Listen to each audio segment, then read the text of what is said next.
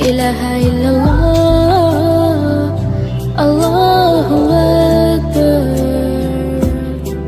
तू ही मेरी मौला, मेरी मौला, तू ही मेरी मौला, अल्लाह तू ही मेरी। अस्सलाम वालेकुम एंड वेलकम बैक अगेन। कैसे हैं जी आप सब लोग? उम्मीद है कि सब खैरियत से होंगे और ठीक ठाक होंगे। जी ये भाई और बिनेश जो है ना हमेशा की तरह हमारे साथ ईद पर बेवफाई कर जाते हैं और बड़े मज़े से जाके ना छोटी ईद ये लोग गुजारते हैं जो अपने घर में और बहुत इन्जॉय करते हैं। फिर हमसे वहाँ पे फ़ोन करके पूछते हैं कि भाभी आपने हमें कॉल क्यों नहीं की। क्यों कॉल करें हम आपको? दिल जलाने के लिए है। तो ये जी हम सब परदेसियों के बड़े मीठे मीठे से दुख हैं, क्या शेयर करना, हर एक को पता ही है हकीकत। तो जी ये वीडियो का पार्ट वहीं से कंटिन्यू है जहाँ से कल मैंने ड्रॉप किया था। लाइक हम लोग कल घर आए इफ्तार करके तो बहुत ज़्यादा थके हुए थे क्योंकि मेरी तबीयत ठीक नहीं थी, मेरे सर में इंतहा शिद्दत वाली दर्द थी। तो मैं जी सोई और बच्चों ने मुझे कुछ 4 बार उठाया बीच में, तो अक के हार कर मैं 2 घंटे बाद उठ गई और उस टाइम घड़ी में बज रहे थे एग्जैक्ट 12:02। तो मैंने सोचा चल भाई खजरा लग जा काम पे, थोड़ा सा काम कर लेते हैं। आयान खुश हो जाएगा, सुबह केक वगैरह मिलेगा उसको, और ज़िशान भी खुश हो जाएंगे अगर उनको कोई रोल पराठा टाइप चीज़ मिल जाएगी। तो मैंने कहा जल्दी से थोड़ी सी हिम्मत कर लेते हैं और जी काम निबेड़ लेते हैं, क्योंकि वैसे भी रेस्ट मेरी ज़िंदगी में है ही नहीं। मुझे तो लगता है अब तो रेस्ट जैसे मेरी डिक्शनरी से ना ये वर्ड हटता चला जा रहा है। मैंने जी वीडियो भी एडिट करनी थी, वॉइस ओवर भी करना था, फिर अपलोड भी करना था, थंबनेल वगैरह। आप लोगों को पता है ये बहुत लंबी कहानी है जो मैंने करनी थी, तो मेरे पास टाइम भी लिमिटेड था, कुकिंग भी कर रही थी साथ साथ। तो मैंने सोचा पहले ना केक बेक होने के लिए रख देती हूँ, जितनी देर में वो बेक होगा मैं उतनी देर में वॉइस ओवर कर लूँगी और साथ एडिटिंग वगैरह हो जाएगी। क्योंकि अब जो वीडियोज़ है ना आपको साथ साथ मिल रही हैं, बिल्कुल साथ साथ। लाइक आज जो हुआ है ना वो कल मैं आपको अपलोड करके दिखा देती हूँ भी आज ये मैंने किया है। अब चूँकि अचानक से ईद अनाउंस हुई थी, बिल्कुल भी हम लोग प्रिपेयर नहीं थे जी। हम लोग का दिमाग बन चुका होता कि जी 30 पक्के रोज़े हैं इस पर, तो बिल्कुल प्रिपरेशन नहीं थी की भी। हम वो लोग बड़े मज़े से इफ्तार करके आ रहे हैं जी। आज 29 रोज़ा है तो जी कल 30वां होगा, तो अचानक से ईद अनाउंस हो गई थी। खैर जी यहाँ पर मैं बना रही थी बड़े मज़ेदार किस्म का केक, ये बहुत ही झटपट बनता है। इंग्रेडिएंट्स मैंने नीचे डिस्क्रिप्शन बॉक्स में डाल दूँगी क्योंकि फिर आपको समझ में नहीं आएंगे ऐसे। फिर भी मैं ऑरली आप लोग को बता देती हूँ कि यहाँ मैं क्या खिचड़ी पका रही हूँ। सबसे पहले जो मैंने 2 अंडे लिए हैं और उसके अंदर मैंने डाली है जो शुगर डाली है 1 कप डालनी है, पर मैं थोड़ी सी 1 कप से कम डालती हूँ क्योंकि मैं शुगर कम पसंद करती हूँ केक में। आपने 1 कप डालनी है अगर आप शुगर ठीक ठाक पसंद करते हैं तो। 2 अंडे ले लिए, 1 कप शुगर डाल दी, उसको अच्छे से मैंने विस्क कर लिया फॉर 1 to 2 मिनट्स।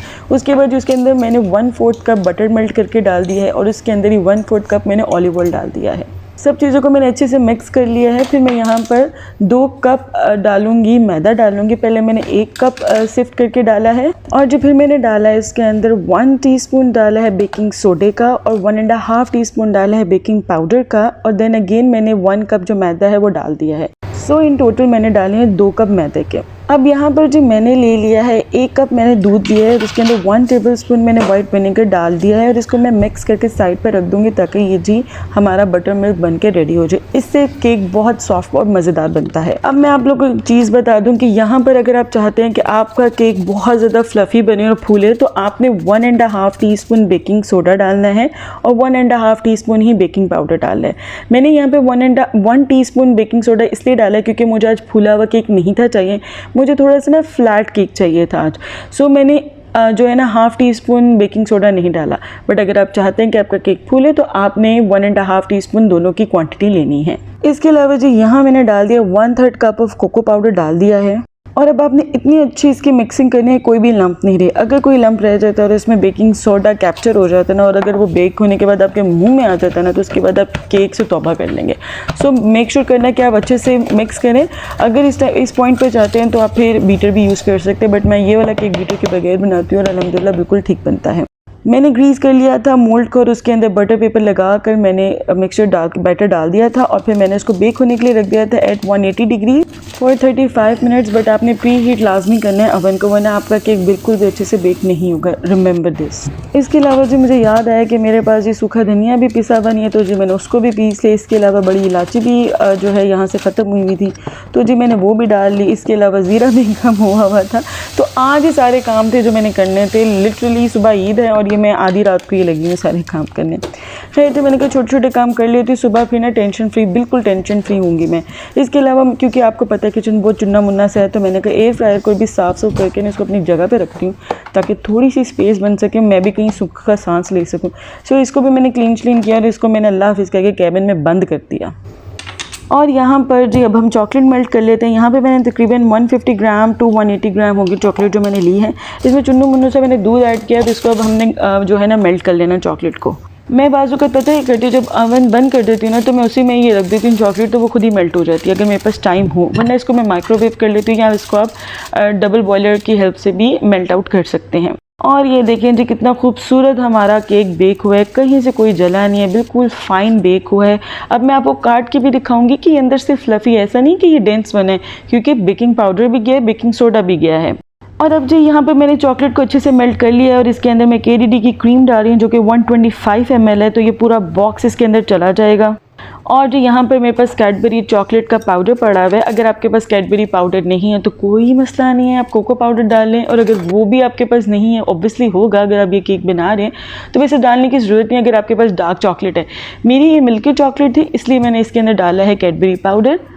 और साथ में जो यहाँ पे मैंने जाम शरीफ भी बना दिया कि भाई ज़िशान को जो है सुबह प्यास भी लगी होगी क्योंकि वो कंपनी गए हुए थे, उनकी नाइट शिफ्ट थी।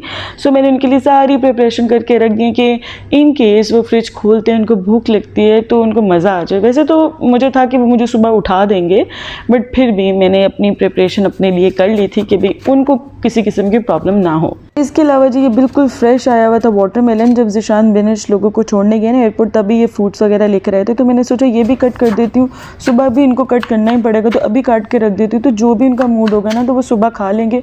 और वैसे भी अगर आप पूरी रात इस तरह से जागते हो ना तो सुबह भी काम करने की इतनी ज़्यादा हिम्मत नहीं होती है। और जी अल्हम्दुलिल्लाह ये काम भी मेरा हो गया। और इस टाइम तक मैंने ना वॉइस ओवर भी कर लिया हुआ था और वीडियो अपलोड हो रही थी, तो और मैंने थंबनेल बनाना, तो बस जल्दी जल्दी मैंने को फ्रॉस्टिंग कर लेती हूँ, उसके बाद केक को असेंबल करके फ्रिज में रख दूँगी और उसके बाद थंबनेल बना लूँगी। और जो वॉइस ओवर के दौरान जो केक है ना वो मेरा ठंडा हो चुका हुआ था। तो यहाँ पर मेरे पास पाइनएप्पल का जो पानी है ना, जो इसके अंदर पाइनएप्पल डिप आता है, यानी शुगर सिरप जो होता है पाइनएप्पल का, अल्लाह अकबर वो भी मैंने डाल दिया इसके ऊपर। इससे ना केक बहुत ज़्यादा सॉफ्ट हो जाता है।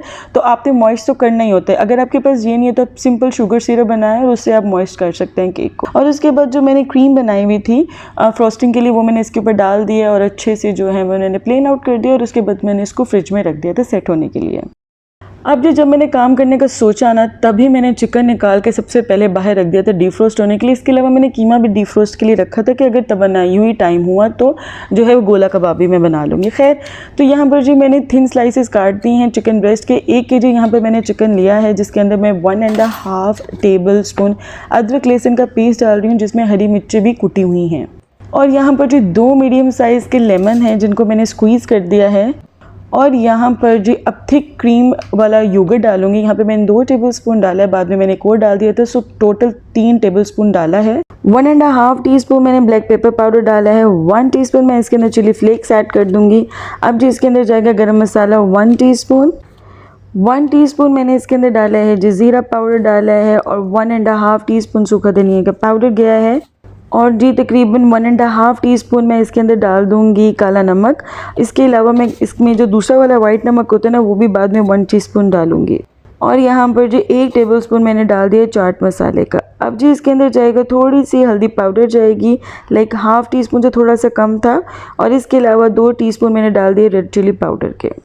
अब जी मैं इसके अंदर डाल रही हूँ रेड फूड कलर डाल रही हूँ। और बस फिर आपने इसको अच्छे से मिक्स कर लेना है एंड दैट्स इट। चाहे तो मैरिनेट करके फ्रिज में रख दें, बट मैंने सोचा कि मैं साथ ही पका लेती हूँ। पहले मेरा प्लान था कि मैं फ्रिज में रख दूँगी, फिर मैंने कभी बना लेती हूँ ताकि जो है ना काम मिनिमम से मिनिमम रह जाए सुबह के लिए। तो यहाँ पे एक पॉट में मैंने थोड़ा सा ऑलिव ऑयल लिया, जैसे वो गर्म हुआ है तो मैंने मैरिनेटेड चिकन अपना ऐड कर दिया उसके अंदर। और अब जी लिड लगा के पहले मीडियम हाई फ्लेम पर मैं पकाऊंगी ताकि अच्छे से ये पानी छोड़ दे। और इसके बाद जो है ना लिड लगाकर मैं इसको थोड़ी सी मीडियम हाई से ना मीडियम लो फ्लेम पे कर दूँगी। जब चिकन अच्छे से मेरा गल जाएगा ना, तब मैं लिड लगाकर इसका जो एक्स्ट्रा मॉइस्चर है ना उसको इवेपोरेट होने दूँगी। अब इसका एक्स्ट्रा मॉइस्चर जो है ना हम इवेपोरेट कर लेंगे तो हमारा चिकन जो है ना वो रेडी हो जाएगा। फिर मैं इसको ठंडा करके जो है ना बॉक्स में डाल कर रख दूँगी फ्रिज में। ये बहुत ही ईजी रेसिपी और बहुत मज़े का चिकन बनता है। और अब जी मेरी तवन्नाई दे चुकी थी जवाब, फजर की अज़ानें हो चुकी हुई थी, नमाज़ मैंने पढ़ ली। तो बस अब मैंने ये जो कीमा डीफ्रोस्ट हुआ था ना, इसको मैं फ्रिज में रख दूँगी। किचन मैंने साफ़ कर दिया था। और अब जी बत्ता हम बंद करने लगे हैं। ये बहुत मज़े का पॉइंट होता है, जब ये मैं लाइट बंद कर देती हूँ ना, मेरी डिम लाइट ऑन हो जाती है, मुझे पता होता है अब मेरे काम का द एंड है, मैं सोने लगी हूँ। पता ही क्या ओ भाई मेरे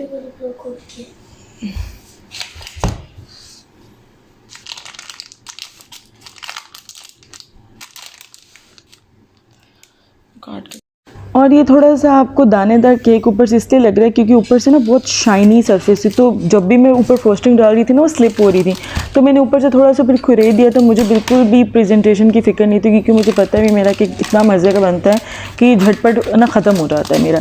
तो बस मैंने जल्दी जल्दी से लगा कर फ्रिज में रख दिया और सच में केक बहुत ज़्यादा मज़े का बना था, लिटरली बहुत मज़े का। मैं ये बहुत बार बना चुकी हूँ इसलिए अब तो मैं इसमें एक्सपर्ट हो चुकी हूँ। और जी मैं आपको बता दूँ ये सुबह के तकरीबन 8:30 बजे आया ने मुझे जगा दिया था। एक्चुअली जो ईद की नमाज़ है ना वो हम लोग इसलिए पढ़ने जा नहीं सके क्योंकि ज़िशान ने कंपनी से नमाज़ पढ़ते हुए ही आना था। वो कंपनी का टाइम ही कुछ इस तरीके से कि वहीं से उन्होंने पढ़ते हुए आना था, तो इसलिए हम लोग नहीं जा सकते थे। वरना मेरा बहुत दिल करता है कि सुबह सुबह बच्चों को तैयार करूं और फिर हम लोग जाएं नमाज़ पढ़ने जाएं। बड़ा मज़ा आता है, बहुत मज़े का इन्वायरमेंट होता है। मैं इसी माहौल में ना पली बड़ी हूँ। खैर जी यहाँ पर फ्रोज़न पराठे मैंने बना के रख दिए थे और दूसरी तरफ मैं आ गई थी अबिहा को मैंने खाना वगैरह खाया, तो मैंने कहा इसको जल्दी से ईद के कपड़े पहना देती हूँ। ये बहुत ही प्यारा जोड़ा है जो कि मेरी दोस्त ने अबिहा को दिया था उसकी बर्थ पे, तो अब टाइम हुआ चला था कि अबिहा को ये फिट आने वाला था, तो मैंने कहा इसको मैं पहना देती हूँ। और साथ में मैंने ये निकाला है जी ईमान का ड्रेस निकाला है, ईमान ये पहन लेगी आज। तो बस जल्दी से मैंने बच्चों को तैयार करना शुरू कर दिया, तो ये प्यारी सी गोली मोली सी मेरी तैयार हो गई है। ये देखिए कितना पाला बेबी है मेरा। और फ़ोटोशूट कराने में ना इसको बहुत ही कोई दिक्कत महसूस होती है और ये बहुत तंग करती है जी मुझे। हालांकि इस टाइम इसने खाना भी खा लिया, नई भी हो गई हैं, बट स्टिल ना इसने तंग करने का ना वो उठा लिया कि नहीं हर सूरत मैंने माँ को ना तंग करना है। और माँ बेचारी उसी जोड़े में घूम रही है जो इसने रात को चेंज करके पहना था। तो बस जी मैं अभी यही मेरी ईद है, माँओं की यही ईद होती है। तो खैर जी यहाँ पर मैं जब बनाने लगी बड़े मज़ेदार किस्म के रोल पराठे। तो ये जो पराठे होते हैं ना आप इस तरह से फ्रोज़न भी यूज़ कर सकते हैं, वरना मेरे पास रेसिपी है मैं लिंक डिस्क्रिप्शन बॉक्स में डाल दूँगी जिसमें मैंने पराठे घर में बना के रोल पराठे बनाए हुए हैं। एंड ट्रस्ट मी उनका तो लेवल ही और है, बट ये भी बहुत मज़े के बने थे। नीचे मैंने धनिया पुदीने वाला रायता लगा दिया है और ऊपर मैंने ये रख दिए चिकन पीसेस रख दिए हैं। फिर से थोड़ा सा मैंने दही डाला है और साथ में इमली की चटनी डाली है और प्याज डाल दिया इसके अंदर। और जी अब मैं इसके अंदर पिकल वाली चिली डाल दूंगी। ये मैंने घर में पिकल प्रिपेयर किया होता है, मेरी लास्ट वीडियोस आप चेक कर लें, मैंने काफ़ी बार पिकल बनाना आपको सिखाया हुआ है। पिकल बाय खिजरा ज़िशान लिखेंगे तो ढेर सारी वीडियोस आ जाएंगी। तो ठीक है जी यहाँ पर मज़ेदार किस्म से झटपट किस्म के जो है रोल पराठे बन के रेडी हो गए। ट्रस्ट मी ये बहुत औसम बने थे। ज़िशान तो खुश ही हो गए थे, वो समझे मैंने रोटी घर पे बनाई। मैंने कहा नहीं ये जो फ्रोज़न पराठे उन्हीं की बनाई। कहते टेस्ट डिफरेंट आ रहा है। मैंने कहा बस मेरे हाथों का कमाल है, और क्या मैं अब क्या कह सकती हूँ। जाहिर है ना बंदा अपनी तारीफ़ करते हुए अपने मुँह से ज़्यादा अच्छा तो नहीं ना लगता है, क्या करें। हाथों में अल्लाह पाक ने लज्जत ही ऐसी रखी, जिस चीज़ को छूते हैं लज्जत वाली हो जाती है। अपार्ट फ्रॉम जोक अल्हम्दुलिल्लाह हर चीज़ में जो लज्जत है ना वो और अपने ही पैदा की हुई, और हम लोगों की कोई मजाल नहीं कि हम किसी चीज़ में लज्जत पैदा कर सके। ये सिर्फ बातें ही हैं। हमें बस हर वक्त अल्लाह पाक का शुक्र अदा करना चाहिए कि अल्लाह ताला ने इज़्ज़त दी है जी।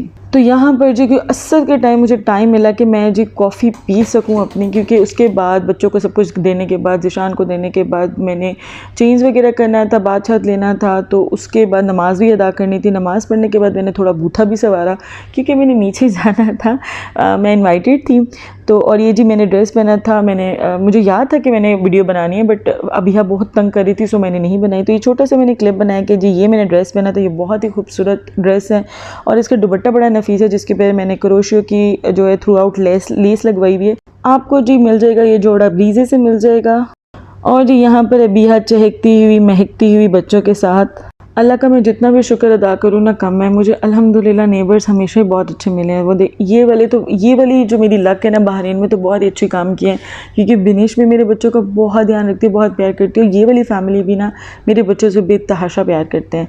तो बच्चे उधर ही आए हुए थे सुबह से, क्योंकि बिनिश वगैरह भी नहीं थे, ज़िशान शिफ्ट करके आए थे रात की, तो बच्चे फिर नीचे ही आ गए थे और इनके साथ ही इन्होंने आज अपनी जो है ना ईद गुजारी है। इन्होंने बहुत मज़ेदार किस्म का पिज़्ज़ा बनाया हुआ था। लिटरली ये मुझे मेरे ख्याल में महीने से पहले का बुला रही कि आ जाए नीचे आ जाए, मुझे टाइम ही नहीं था मिल रहा इनकी तरफ जाने का। तो जी ये थी जी आज की वीडियो। जाने से पहले लाजमी लाइक करें। अभी भी रात के 3 बज रहे हैं जब मैं ये वीडियो वॉइस ओवर कर रही हूँ। ये पूरा आज का दिन है जो मैंने आपको दिखा दिया है। तो मिलते हैं जी इंशाल्लाह आपसे अगली वीडियो में नए कंटेंट के साथ। तब तक के लिए अल्लाह हाफिज़।